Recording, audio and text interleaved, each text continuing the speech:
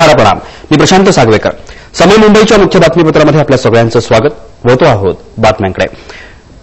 जीवन आणि मृत्यूच्या लढाईमध्ये अनेक आयुष्य संपतात. मात्र मुंबईतल्या एका तरुणानं मृत्यूला असं चकवलं की साक्षात यमराजही हतबल झाले.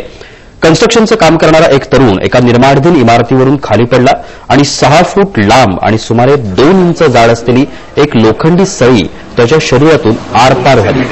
मात्र दांडगा आत्मविश्वास आणि कमालीची सहनशक्ती दाखवत या तरुणानं आपल्या मित्रांच्या सहाय्यानं हॉस्पिटल गाठलं आणि तिथं ऑपरेशन करून या मुलाच्या शरीरातून ही सळी काढून टाकण्यात आली. निर्मलला या अवस्थेत पाहिल्यानंतर पहिल्यांदा डॉक्टरही आश्चर्यचकित झाले होते. मात्र निर्मलमधला आत्मविश्वास पाहून डॉक्टर्सनी ऑपरेशनची तयारी केली आणि त्याच्या शरीरातून सळी काढून टाकली. मालाडमध्ये तयार होत असलेल्या एका इमारतीमध्ये ही घटना घडली.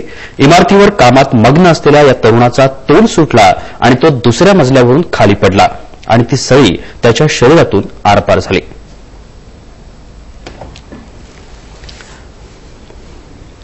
या संपूर्ण प्रकरणात नेमकं काय घडलं होतं ते अधिक जाणून घेण्यासाठी मी जातोय आमचे प्रतिनिधी धर्मेंद्र दुबे यांच्याकडे.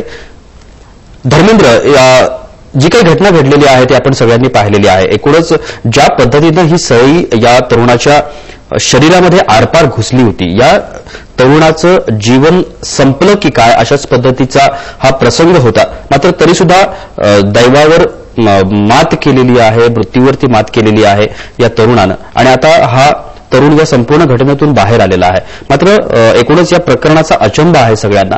नेमकं काय घडलं होतं, आपल्याकडे असलेली माहिती काय आहे?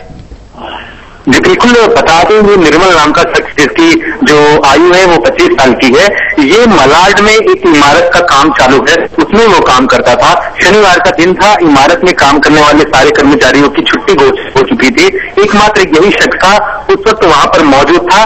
बारिश बहुत ही तेजी रफ्तार से, जैसा कि हम जानते हैं शनिवार के दिन बारिश बड़ी तेज रफ्तार से 3 बजे से जो आनी शुरू हो गई, लगातार घंटे हुई थी. ऐसे में मुंबई की बहुत स्थिति दयनीय खराब हो चुकी थी और साथ ही हवा के बड़े बड़े झोंके जा रहे थे, बड़ी बड़ी बूंदें बारिश की गिर रही थी. दूसरे मंजिले पे तो काम करते हुए ये अपना जो है कह सकते हैं कि स्थिति संभाल नहीं पाया, वो नहीं रह गई और तुरंत ही नीचे की ओर दूसरे मंजिले से जमीन की ओर बड़ी तेजी की रफ्तार के साथ गिरा, जहां पर कुछ जो रॉड कह सकते हैं सरिया वहां पर पड़ी हुई थी. लगभग 6 फुट लंबी और 2 इंच चौड़ी सरिया इसके जो है सीधे पेट को छींटती हुई चली गई. तस्वीर के माध्यम से आप देख ही रहे हैं कि किस तरह से एक से पार होकर के ये सरिया जो है दूसरी ओर से निकल गई है. लेकिन प्रशांत, सबसे खास ध्यान देने वाली बात है वो ये है कि आसपास इसके साथ एक भी सहयोगी नहीं था और ऐसे में ये शख्स वहां से जो उठा है और अस्पताल में अपना इलाज कराने के लिए चला गया.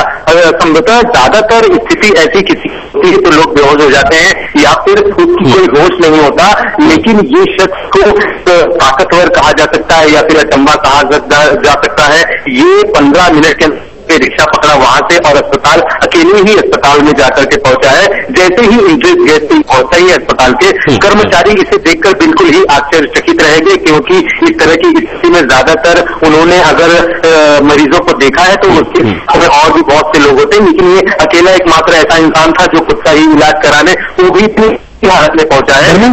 या संपूर्ण प्रकरणामध्ये एक गोष्ट आपल्या लक्षात घ्यावी लागेल की ज्या पद्धतीने ही सळी त्याच्या शरीरामध्ये घुसलेली आहे, अनेक शरीराचे भाग आहेत की त्याला दुखापत झालेली असणार, कारण ही लोखंडी सळी होती. डॉक्टरांचं या संपूर्ण प्रकरणामध्ये काय म्हणणं आहे, कारण जरी आज त्याला त्या संपूर्ण प्रकाराची जाणीव होत नसली तरी भविष्यामध्ये त्याच्या आरोग्याच्या दृष्टिकोनातून अनेक रोग उत्पन्न होऊ शकतात म्हणा किंवा आजार उत्पन्न होऊ शकतात म्हणा, जे तरुणाच्या त्या आयुष्यासाठी घातक होऊ शकतील. डॉक्टर या संपूर्ण प्रकरणामध्ये काय म्हणतायत? जी बिल्कुल. सबसे पहले बता दें कि जहां तक इस घटने की बात की जाए तो लाखों में से कम एक ही ऐसा इंसान होता है जिसकी नसीब बड़ी अच्छी होती है, जो भगवान की प्रकृति से बच जाता है. डॉक्टरों का भी साफ तौर पर यही कहना था. जैसे ही डॉक्टर ने इस दर्शकों को देखा तो सबसे पहले वो खुद अचंभित हो गया और उसके बाद उसको बिल्कुल भी ये विश्वास नहीं था कि ये शख्स की जान बच सकती है, लेकिन फिर भी उसने उसका इलाज किया। इलाज करने के बाद वो पूरी तरह से ठीक हो गया। आगे की उसकी क्या जिंदगी होगी, इस बारे में भी हमने डॉक्टर से बातचीत की। डॉक्टर का कहना है कि जो भी इस जन्म खाए हुए लोखंड से जो और भी कई रोग हैं जो उसे लग सकते हैं, ऐसा कुछ भी नहीं हुआ, क्योंकि इस जन्म के अगल बगल के जितने भी पार्ट थे उन सारे पार्टों को साफ कर दिया गया है।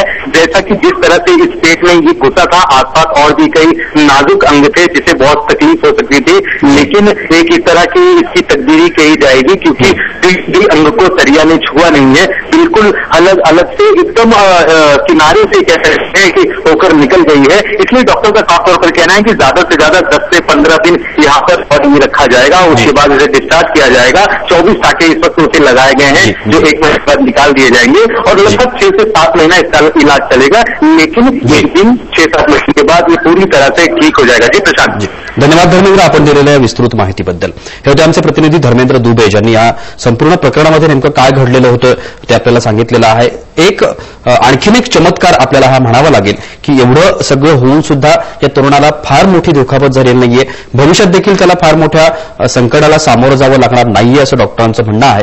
पण तरीसुद्धा मृत्यूला सुद्धा मात देणारा हा आणखीन एक तरुण आपल्या सगळ्यांच्या समोर आलेला आहे।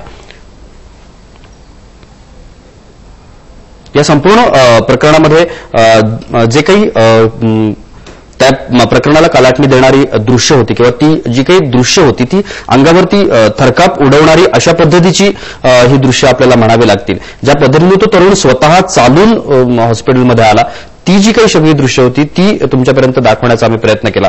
खरं तर प्रखर अशा पद्धतीचा आत्मविश्वास आणि प्रखर अशा पद्धतीच्या जी काही प्रगल्भ अशा पद्धतीचा आत्मविश्वास हा म्हणावा लागेल आणि त्यामुळेच केवळ आत्मविश्वासावरूनच हा जो काही तरुण आहे हा वाचू शकलेला आहे असं आपल्याला म्हणता येईल। बातमीपत्रामध्ये आता वेळ झालेली आहे एका छोट्याशा विश्रांतीची, मात्र कुठेही जाऊ नका, पाहत रहा फक्त समय मुंबई।